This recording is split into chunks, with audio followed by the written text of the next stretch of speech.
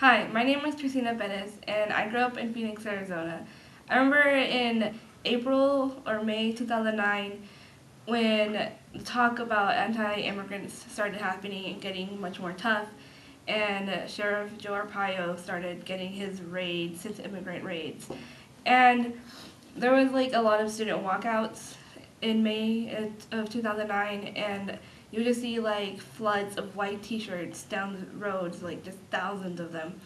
And I remember what got to me was I was watching the news and there was a little kid crying, and he was saying that he didn't want to be separated from his family, and that all he knew was here in Arizona, and his family was here undocumented, so they were gonna be forced back to Mexico, and he didn't want that to happen.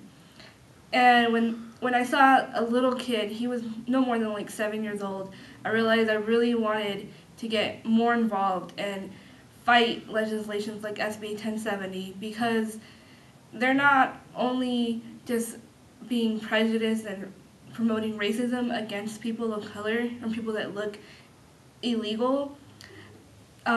They're going to be separating families and tearing families apart. And I remember in like April of last year, my friend emailed me telling me that they were trying to organize a rally here on campus on the mall. So I got involved, and we were gathering signatures to try to petition President Shelton to publicly condemn the law, which he didn't do, of course. But as I was gathering signatures, I was, expecting people to be like, no, no, thank you, like, I support the law or something. And some people were like that. But there were people that would actually, like, get angry with me for just even thinking about asking them for a signature. And one guy actually started yelling at me. He kept stepping closer to me and flinging his arms all over the place. And I'm only 5'1". This guy was like 6 feet at least. And I just stood there because I was like, I could not believe what was happening. And finally, one of the organizers, he came up and he told the guy to leave. And that was pretty intense.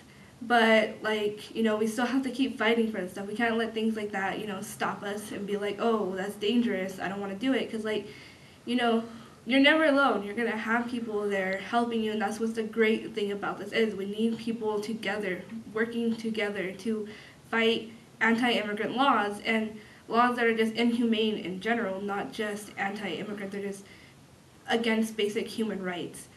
So since SB 1070, we've noticed a lot more racism going around. People like blatantly tell things to me and my boyfriend. He's white and I'm Mexican. So, we have different skin color, and people blatantly go out and say something racist to us just because we're together. And that's pretty much what it is down here in Arizona.